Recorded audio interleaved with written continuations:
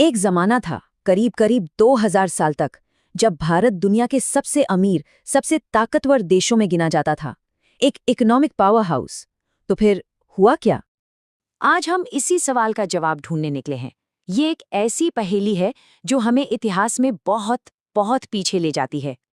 तो चलिए इस कहानी की तह तक चलते हैं। देखिए, भारत की जो बेहिसाब दौलत थी ना, वो किसी राजा महाराजा या किसी जादू की वजह से नहीं थी। बिल्कुल नहीं। उसकी असली वजह थी ग्लोबल ट्रेड में उसकी पकड़। इसे कुछ ऐसे समझिए कि भारत उस जमाने का फैक्ट्री भी था, वेयरहाउस भी और शॉपिंग मॉल भी। मतलब दुनिया का सारा कारोबार यहीं से चलता था। आप सोचिए, रोम से लेकर चीन तक हर बड़ी सल्तनत को, हर बड़े साम्राज्य को अपने सबसे कीमती सामान के लिए भारत का ही दरवाजा खटखटाना पड़ता था। और ये कोई मामूली चीजें नहीं थी। हम बात कर रहे हैं उस जमाने की लग्जरी गुड्स की। वो मसाले जिनकी खुशबू दुनिया भर में मशहूर थी, वो कपड़ा जो इतना महीन था कि हवा जैसा लगता था, बेशकीमती हीरे जवाहरात, और हाँ, वो स्टील जिससे दुनिया की सबसे बेहतरीन तलवारें बनती थीं। इन सबका सोर्स एक ही था, भारत। और इस पूरी दौलत के केंद्र में था कपड़ा, हमारा टेक्सटाइल। भारत के बुनकर इतना बारीक, इतना शानदार कपड़ा बनाते थे कि उसे लोग शायराना अंदाज में कहते थे, बुनी हुई हवा। मतलब सोच कर देखिए, वोवन एयर। ये वो क्वालिटी थी जिसका मुकाबला यूरोप की बड़ी बड़ी फैक्ट्रियां भी नहीं कर सकती थीं। सवाल ही नहीं उठता था। और यही सबसे जरूरी बात है समझने वाली। भारत सिर्फ कच्चा माल, मतलब रॉ मटेरियल नहीं बेच रहा था। वो सिर्फ कपास नहीं बेच रहा था, वो उस कपास से बना दुनिया का सबसे अच्छा कपड़ा बेच रहा था। वो कच्चा लोहा नहीं, बल्कि उससे बनी धारदार तलवारें बेच रहा था। ये एक प्रोड्यूसर होने की निशानी थी, एक इंडस्ट्रियल पावर होने की। तो फिर ये सब बदला कैसे? जब ब्रिटिश आए तो उन्होंने भारत की इकोनॉमी को तोड़ा, लेकिन बंदूकों से नहीं, बल्कि एक बहुत ही चालाक और कह सकते हैं कि क्रूर इकोनॉमिक प्लान से। यहाँ देखिए, ये जो बदलाव है ना, वो एकदम साफ नजर आता है। भारत का जो इकोनॉमिक रोल था, वो 180 डिग्री घूम गया, पूरी तरह से पलट गया। सोचिए, जो देश पूरी दुनिया को बेहतरीन कपड़े बनाकर बेचता था, अब वो सिर्फ ब्रिटेन की फैक्ट्रियों के लिए कच्ची कपास उगाने वाला एक सप्लायर बनकर रह गया। और ये कोई हादसा नहीं था।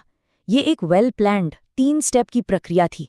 सबसे पहले भारत में बने सामान पर इतने ज्यादा टैक्स लगा दिए, इतने बैन लगा दिए कि वो यूरोप के बाजारों से बाहर हो गए। दूसरा स्टेप, फिर भारत के ही बाजारों को अपनी फैक्ट्रियों में बने सस्ते मशीन वाले कपड़े से भर दिया।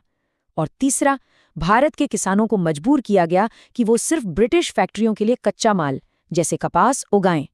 एक सिस्टमैटिक टेकओवर था ये। पर रुकिए, कहानी सिर्फ इतनी ही नहीं है। बात सिर्फ ट्रेड को कंट्रोल करने की नहीं थी। ब्रिटिश ने भारत के साथ सिर्फ व्यापार नहीं किया, उन्होंने सिस्टम बनाकर यहाँ की दौलत को निचोड़ा। इतिहास में इस पूरी प्रक्रिया को एक नाम दिया गया, द ड्रेन ऑफ वेल्थ, यानी धन की निकासी। इसका मतलब बहुत सीधा सा था। भारत में जो भी पैसा टैक्स से इकट्ठा होता था, वो भारत के स्कूल, सड़क या अस्पताल बनाने में नहीं लगता था। नहीं, वो पैसा सीधा लंदन भेज दिया जाता था। और उस पैसे का होता क्या था? उससे ब्रिटेन अपने युद्ध लड़ता था, अपनी इंडस्ट्री चलाता था, और तो और भारत पर राज करने वाले अंग्रेज अफसरों की तनख्वाह भी उसी पैसे से दी जाती थी। विडंबना देखिए, मतलब भारत से ही पैसा लेकर भारत को ही गुलाम बनाया जा रहा था। अगर आज के हिसाब से देखें तो अंदाजा है कि लगभग 200 सालों में भारत से खरबों, ट्रिलियंस ऑफ डॉलर्स की दौलत बाहर ले जाई गई। ये आंकड़ा इतना बड़ा है कि इतिहास में किसी भी हमले, किसी भी लूट ने देश को इतना बड़ा इकोनॉमिक लॉस नहीं पहुंचाया। ये जो तस्वीर है, ये पूरी कहानी को एक नज़र में समझा देती है। एक तरफ है वो पैसा जो भारत से टैक्स के तौर पर लिया गया, एक बहुत बड़ा अमाउंट, और दूसरी तरफ है वो पैसा जो भारत में वापस लगाया गया, रीइन्वेस्ट किया गया, ना के बराबर। और इन दोनों के बीच का जो ये बड़ा सा गैप है, वही है वो दौलत जो यहाँ से हमेशा हमेशा के लिए चली गई। तो अब सवाल ये उठता है कि इसका लॉन्ग टर्म असर क्या हुआ? मतलब जब देश आज़ाद हुआ तो उसके सामने इतनी बड़ी बड़ी चुनौतियां क्यों थीं? जब भारत को आज़ादी मिली तो विरासत में एक खोखली अर्थव्यवस्था मिली। वो जो सैकड़ों सालों की इंडस्ट्रियल एज थी, वो पूरी तरह खत्म हो चुकी थी।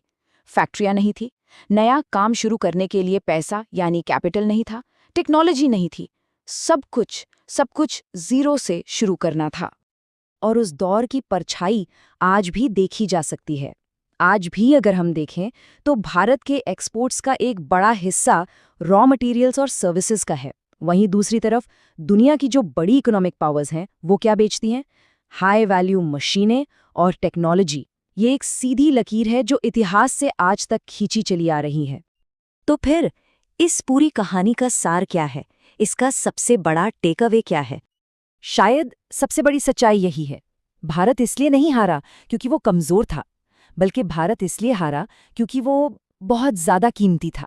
इतना कीमती कि दुनिया ने उसे हासिल करने का, उसे छीनने का एक रास्ता निकाल ही लिया। ये एक ऐसी बात है जो हमें इतिहास को एक बिल्कुल अलग नज़रिए से देखने पर मजबूर